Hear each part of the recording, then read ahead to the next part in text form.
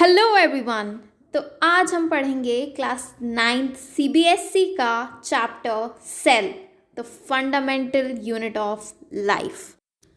So before jumping on to the complex terminologies we should know what is cell. Cell होता क्या है? Cell जो होता है वो एक बेसिक यूनिट है लाइफ का, जो कि रिस्पॉन्सिबल होता है बहुत सारे फंक्शंस के लिए। अब हम देखते हैं साइंटिस्ट के बारे में जिन्होंने कंट्रीब्यूट किया था। ठीक है, तो पहले आते हैं रॉबर्ट हुक। रॉबर्ट हुक जो होते हैं इनको हम बोलते हैं फादर ऑफ सेल बायोलॉजी, क्योंकि सबसे पहले इन्होंने बार्क ऑफ द ट्री में से कॉर्क निकलता है, उसमें इन्होंने क्या ऑब्जर्व किया था? इन्होंने लिटिल रूम्स ऑब्जर्व किए थे। इन लिटिल रूम्स को इन्होंने सेल का नाम दिया था। नेक्स्ट आते हैं ल्यूवेनहॉक। ल्यूवेनहॉक ने पहली बार फ्री लिविंग सेल को डिस्कवर किया था। रॉबर्ट हुक ने क्या किया था? उन्होंने तो नॉन लिविंग सेल को डिस्कवर किया था, लेकिन ल्यूवेनहॉक ने लिविंग सेल पहली बार डिस्कवर किया था। रॉबर्ट ब्राउन ने 1831 में न्यूक्लियस जो होता है उसको टर्म दिया था कि न्यूक्लियस नाम की भी कोई चीज़ होती है सेल के अंदर। फिर परकिंजे ने 1839 में प्रोटोप्लाज्म का टर्म दिया। शील्डन एंड श्वान हम जानते हैं कि इन्होंने सेल थ्योरी को प्रपोज किया। अभी हम आने वाली स्लाइड्स में ये भी पढ़ेंगे कि सेल थ्योरी होती क्या है। ठीक है, रुडोल्फ विर्चो जो थे इन्होंने बाद में एक्सप्लेन किया था कि सेल थ्योरी होती क्या है। ठीक है, so these were some of the contributions which you should remember. I mean exam point of view से ये थोड़े इंपॉर्टेंट हो जाते हैं। अब हम आ जाते हैं सेल थ्योरी के जो मेन पॉइंट्स हैं उन पे। ठीक है, देखो मेन पॉइंट्स ही याद रखना अभी तुम लोग। पहला है जो लिविंग थिंग्स होते हैं वो एक या एक से ज़्यादा सेल्स से बने होते हैं। दूसरा है सेल जो होता है बेसिक यूनिट ऑफ लाइफ है। और तीसरा जो है सेल्स जो है वो अराइज करता है प्री एग्जिस्टिंग सेल से, मतलब मदर सेल से डॉटर सेल अराइज होता है। सिर्फ इतनी चीज़ें तुम्हें याद रखनी है। ठीक है, अब हम आ जाते हैं ऑर्गेनिज्म। ऑर्गेनिज्म दो टाइप के होते हैं, यूनिसेलर एंड मल्टीसेलर। यूनी मतलब सिंगल, मल्टी मतलब बहुत ज़्यादा। जिसमें सिंगल सेल होते हैं उसको यूनिसेलर, और जिसमें ज़्यादा सेल्स होते हैं उसको मल्टीसेलर। जैसे यूनिसेलर के एग्जाम्पल हो गए अमीबा, बैक्टीरिया। मल्टीसेलर की क्या? Plant cells, animal cells. ठीक है, इनमें बहुत सारे सेल्स होते हैं। क्योंकि अब हम बात करते हैं प्लाज्मा मेम्ब्रेन की। प्लाज्मा मेम्ब्रेन जो होती है सिलेक्टिवली परमिएबल होती है। नाउ सिलेक्टिवली परमिएबल का मतलब क्या होता है? सिलेक्टिवली परमिएबल का मतलब होता है कि वो सिर्फ कुछ सिलेक्टेड चीज़ों को ही अपने अंदर आने देती है, कूड़ा कचरा अपने अंदर नहीं आने देती, कूड़े कचरे को वो बाहर रखती है। ठीक है, जैसे कि लेट सपोज हमने कोई कॉम्पिटिटिव एग्जाम दिया, उस कॉम्पिटिटिव एग्जाम में 3 लाख बच्चे थे, जिसमें से सिर्फ 1 लाख बच्चों का सिलेक्शन हुआ। ये क्या हुआ? इसने as a plasma membrane work किया। ठीक है, ये जो होती है ये आउटर मोस्ट कवरिंग होती है सेल की, जो उसे सेपरेट करता है एक्सटर्नल एनवायरनमेंट से। ठीक है, प्लाज्मा मेम्ब्रेन बनी किन चीज़ों से होती है? फॉस्फोलिपिड से, पेरिफेरल प्रोटीन से, कोलेस्ट्रॉल से, कार्बोहाइड्रेट से और इंटीग्रल प्रोटीन से। ठीक है, अब हम डिस्कस करेंगे इसका एक बहुत ही सिंपल सा एक मॉडल है जिसे हम बोलते हैं fluid mosaic model. Fluid mosaic model जो है वो सिंगल और निकोलसन ने दिया था। ये जो हमारा फिगर है इसमें भी आप देख सकते हो। फ्लूइड मोज़ैक मॉडल में क्या था? इसमें 2 एंड्स होते हैं, हाइड्रोफोबिक और हाइड्रोफिलिक। हाइड्रो वर्ड से ही समझ रहे हो कि it is related to water. ठीक है, तो जो हाइड्रोफोबिक एंड होता है which is repellent to water. ठीक है, तो ये अंदर होता है। और हाइड्रोफिलिक एंड जो होता है, फिलिक मतलब वाटर लविंग, तो ये वाला जो एंड होता है वो बाहर होता है। ठीक है, और यहाँ पर आप फिगर में देख सकते हो कि इसमें कुछ मोटे मोटे प्रोटीन्स हैं, तो इनको क्या बोलते हैं हम? Integral proteins. ओके, कार्बोहाइड्रेट देख सकते हो आप, और साइटोप्लाज्म देख सकते हो आप, है ना। तो ये था फ्लूइड मोज़ैक मॉडल। अब हम 2 टर्म्स के बारे में बात करेंगे जिनमें बहुत ज़्यादा कन्फ्यूजन होती है लोगों को। पहला है डिफ्यूजन और दूसरा है osmosis. So all you need to remember is कि जो डिफ्यूजन होता है वो गैसेस में होता है, और ऑस्मोसिस जो होता है वो वाटर में होता है, वो प्लांट्स में होता है, ठीक है। डिफ्यूजन मतलब जैसे कि मैंने परफ्यूम लगाया अपने एक रूम में जाके, ठीक है, मैंने परफ्यूम लगाया, उसके बाद फिर क्या थोड़ी देर बाद क्या होगा, वो जो परफ्यूम की स्मेल है एक कॉर्नर से लेके पूरे रूम में आ जाएगी, इसे हम बोलते हैं डिफ्यूजन। और यहाँ पे अगर हम वाटर की बात करें तो अगर मूवमेंट ऑफ पार्टिकल्स होंगे, वाटर मॉलिक्यूल्स होंगे from higher concentration to lower, तो उसे हम बोलेंगे ऑस्मोसिस, ठीक है। Always remember diffusion is in gases and osmosis is in water, okay. अब हम आते हैं सेल वॉल के ऊपर, ठीक है। सेल वॉल क्यों ज़रूरी होती है? ऐसे समझो जैसे हमारा घर है, ठीक है, घर में हमारे क्या होती हैं, दीवारें, क्यों? प्रोटेक्शन के लिए, ठीक है।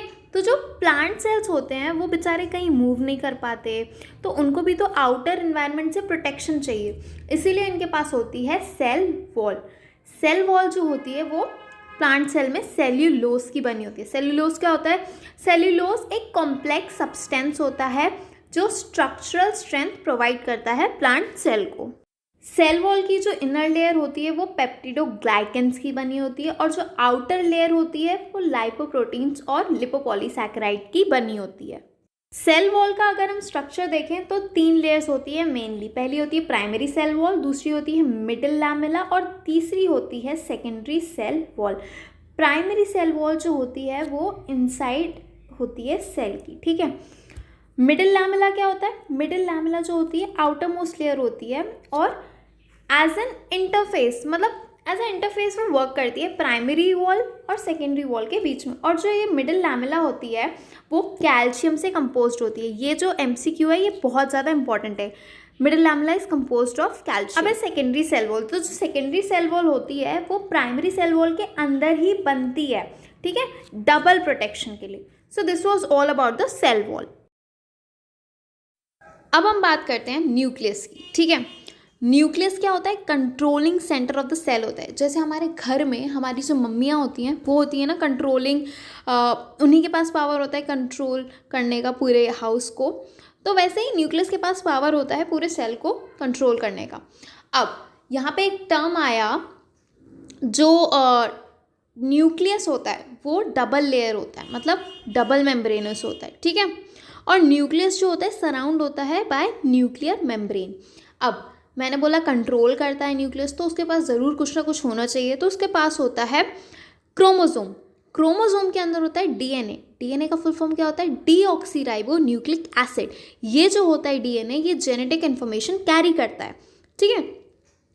और जो एक इम्पॉर्टेंट चीज़ जो तुम्हें याद रखनी चाहिए वो है DNA और RNA में डिफरेंस क्या होता है। DNA और RNA में ये डिफरेंस होता है कि जो DNA होता है वो डबल स्ट्रैंडेड होता है और जो RNA होता है वो सिंगल स्ट्रैंडेड होता है, ठीक है।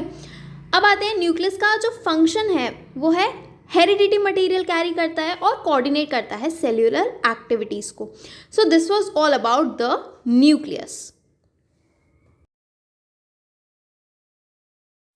अब हम पढ़ते हैं प्रोकैरियोट्स और यूकैरियोट्स के बारे में। प्रो का मतलब होता है प्रिमिटिव, जो सेल्स पहले हुआ करते थे, ठीक है। और कैरियन का मतलब होता है न्यूक्लियस, ठीक है, प्रिमिटिव न्यूक्लियस। और यूकैरियोट का मतलब, यू का मतलब होता है जो एडवांस है, ठीक है।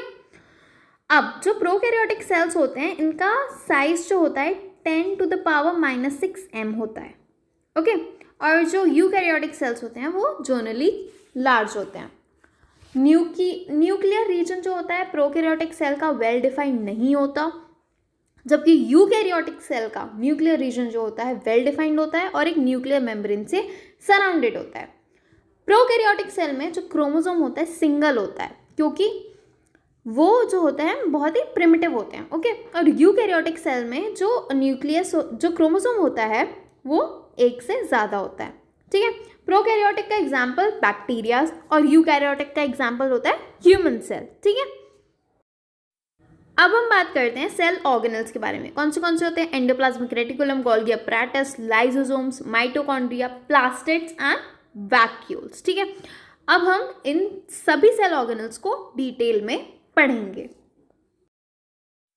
अब हम आ जाते हैं एंडोप्लाज्मिक रेटिकुलम के ऊपर। एंडोप्लाज्मिक रेटिकुलम जो होते हैं 2 टाइप के होते हैं। पहले होता है स्मूथ एंडोप्लाज्मिक रेटिकुलम और दूसरा होता है रफ एंडोप्लाज्मिक रेटिकुलम। अब देखो एक एग्जाम्पल लेती हूँ मैं। एक इंसान है वो अपने चेहरे पे बिल्कुल भी क्रीम वगैरह नहीं लगाता है, और मतलब अपना चेहरा भी नहीं धोता है, ठीक है, क्रीम वगैरह नहीं लगाता, तो उसके चेहरे पे क्या होते हैं, पिंपल्स हो जाते हैं, ठीक है। और दूसरा इंसान है वो अपने चेहरे पे क्रीम वगैरह लगाता है और बहुत स्मूथ है उसकी स्किन, तो उसके चेहरे पे ज़्यादा पिंपल्स नहीं होते। ऐसा ही है rough endoplasmic reticulum and smooth endoplasmic reticulum. Rough endoplasmic reticulum में दाने दाने होते हैं। दाने दाने क्या होते हैं, वो राइबोसोम्स होते हैं। Now what is the function of ribosomes? Ribosomes का फंक्शन होता है कि वो प्रोटीन सिंथेसाइज करते हैं, ठीक है। एंड वेरेस जो स्मूथ एंडोप्लाज्मिक रेटिकुलम होता है उसके अंदर दाने दाने नहीं होते, ठीक है। So this is really very simple and you should remember this, okay. Endoplasmic reticulum जो होता है वो एक चैनल होता है ट्रांसपोर्ट ऑफ मटेरियल के लिए, ठीक है। एक बहुत ही इंपॉर्टेंट चीज़ जो आप लोगों को याद रखनी चाहिए वो ये कि जो स्मूथ एंडोप्लाज्मिक रेटिकुलम होता है इसका एक बहुत ज़्यादा क्रूशियल रोल है। ये डिटॉक्सिफाई करता है पॉइजन्स और ड्रग्स को। और एक और इम्पॉर्टेंट चीज़ कि कभी कभार जो होते हैं लिपिड्स और प्रोटीन्स जो होते हैं वो सेल मेम्ब्रेन को बिल्डअप करने में हेल्प करते हैं। इस प्रोसेस को हम बोलते हैं मेम्ब्रेन बायोजेनेसिस। इस प्रोसेस को हम क्या बोलते हैं, मेम्ब्रेन बायोजेनेसिस, ठीक है। नाउ दो टाइप ऑफ एंडोप्लाज्मिक रेटिकुलम क्या होते हैं, SCR and RER। Membrane biogenesis करते हैं और ट्रांसपोर्ट ऑफ मटेरियल करते हैं, ठीक है। अब हम आ जाते हैं गोल्गी अपैरेटस के ऊपर। गोल्गी अपैरेटस को आइडेंटिफाई किसने किया था, कैमिलियो गोल्गी जो थे, इन्होंने गोल्गी अपैरेटस को पहले डिस्क्राइब किया था, ठीक है। ये जो होती है गोल्गी अपैरेटस ये होती है डॉन, ठीक है। जैसे डॉन जो होते हैं क्या करते हैं, पैसे वगैरह कलेक्ट करते हैं, मनी कलेक्ट करते हैं, है ना, और दूसरे पार्ट में जाके सप्लाई करते हैं, ठीक है। तो ऐसी जो गोल्गी अपैरेटस होता है इसका फंक्शन होता है पैकेजिंग का, ठीक है। तो ये सामान कलेक्ट करती है और सिक्रीट करती है प्रोटीन्स को, ठीक है।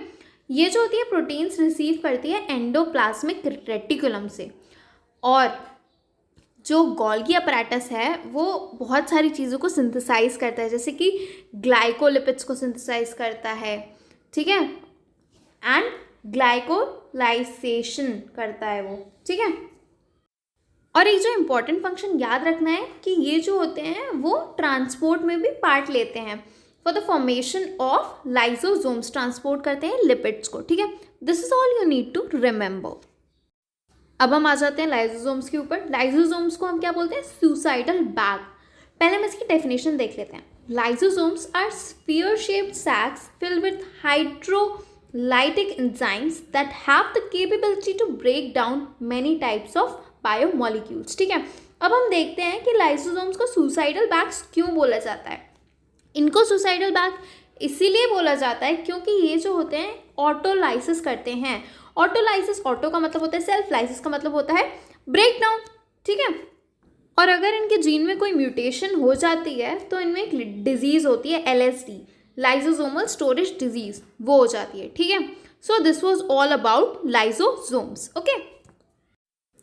अब हम बात करेंगे माइटोकॉन्ड्रिया के बारे में, the power house of the cell. अब इसको पावर हाउस क्यों बोलते होंगे, ज़रूर ये कुछ सिंथेसाइज करता होगा। सो यस, माइटोकॉन्ड्रिया जो होता है वो ATP सिंथेसाइज करता है। ATP का फुल फॉर्म क्या होता है, एडिनोसाइन ट्राइफॉस्फेट, जो इसको एनर्जी देता है, ठीक है। और माइटोकॉन्ड्रिया जो होता है डबल मेम्ब्रेन होता है। डबल मेम्ब्रेन का मतलब जिसमें 2 लेयर्स होती हैं, ठीक है। और माइटोकॉन्ड्रिया को power house of the cell इसीलिए भी बोलते हैं क्योंकि ये जो होता है अपना खुद का प्रोटीन बनाता है, ठीक है। अब हम आ जाते हैं इसका जो स्ट्रक्चर आपको दिख रहा होगा, इसमें आपको दिख रहे होंगे क्रिस्टे। क्रिस्टे क्या होते हैं, क्रिस्टे होते हैं inner membrane of the mitochondria, ठीक है, जो बहुत ही ज़्यादा कॉम्प्लेक्स होता है स्ट्रक्चर में। और माइटोकॉन्ड्रिया का आपको मतलब डायग्राम भी दिख रहा होगा, तो एकदम ऐसे चप्पल जैसा एक डायग्राम दिख रहा होगा, एकदम स्लीपर्स जैसा एक डायग्राम दिख रहा होगा। नेक्स्ट है इसमें माइटोकॉन्ड्रियल मैट्रिक्स। माइटोकॉन्ड्रियल मैट्रिक्स जो होता है एक विस्कस फ्लूइड होता है जिसमें एंजाइम्स और प्रोटीन्स होते हैं। फंक्शन क्या होता है माइटोकॉन्ड्रिया का, रेगुलेट करता है मेटाबॉलिक एक्टिविटीज को। And you should also know its clinical है इसका एल्पर्स डिजीज और बाथ सिंड्रोम, ओके। अब हम प्लास्टिड्स के बारे में पढ़ते हैं, ठीक है।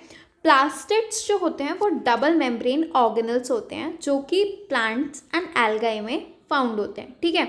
अब अगर हम बात करें टाइप्स ऑफ प्लास्टिड की तो 4 होते हैं, क्रोमोप्लास्ट, क्लोरोप्लास्ट, ग्रीनोप्लास्ट एंड ल्यूकोप्लास्ट, ठीक है।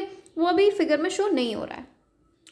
क्लोरोप्लास्ट जो होते हैं वो डबल मेम्ब्रेन्ड होते हैं और सेल ऑर्गेनल होते हैं। ये जो होता है साइट होता है for the synthesis of food, for the process of photosynthesis. Obviously plants follow the process of photosynthesis only. Next is chromoplast. Chromoplast जो होता है is the name given for an area for the pigments. ये जो होते हैं ये कुछ कुछ पार्ट्स में पिगमेंट्स को देते हैं। जैसे क्रोमोप्लास्ट के पास क्या होता है, कैरोटीन पिगमेंट होता है, ठीक है, जो जिससे कि लीव्स और फ्रूट्स अलग दिखें। ओके, नेक्स्ट इज ग्रीनोप्लास्ट। ग्रीनोप्लास्ट नाम से ही पता चल रहा है कौन सा कलर इम्पार्ट करता होगा, ग्रीन कलर। एंड ल्यूकोप्लास्ट जो होते हैं इनमें नॉन पिगमेंटेड होते हैं, ये वहाँ पे एक्ट करते हैं, जैसे स्टार्च में एक्ट करते हैं, ये लिपिड में एक्ट करते हैं।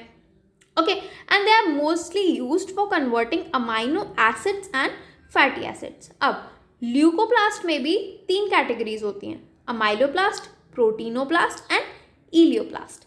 अमाइलोप्लास्ट क्या होता है, अमाइलोप्लास्ट स्टोर करते हैं और सिंथेसाइज करते हैं स्टार्च को। प्रोटीनोप्लास्ट नाम से ही समझ आ रहा है क्या स्टोर करते होंगे, प्रोटीन। एंड इलियोप्लास्ट जो होते हैं वो फैट्स एंड ऑयल्स को स्टोर करते हैं। एक इम्पॉर्टेंट चीज़ जो बतानी है, फिगर में दिख रहा होगा बहुत सारे सर्कल्स हैं, तो ये जो छोटे छोटे सर्कल्स हैं, एक सर्कल को बोलते हैं थैलेकॉइड, और बहुत सारे थैलेकॉइड्स जब एक साथ मिल जाते हैं तो वो फॉर्म करते हैं ग्रैन्यूल। ग्रैन्यूल क्या होता है, स्टैक ऑफ थैलेकॉइड्स। ओके, तो ये वाली चीज़ जो है आपको याद रखनी है। लैमेला जो होता है वो एज अ इंटरफेस इनके बीच में वर्क करता है। अब हम बात करते हैं वैक्यूल्स के बारे में। वैक्यूल्स का मतलब होता है एम्प्टी स्पेसेस।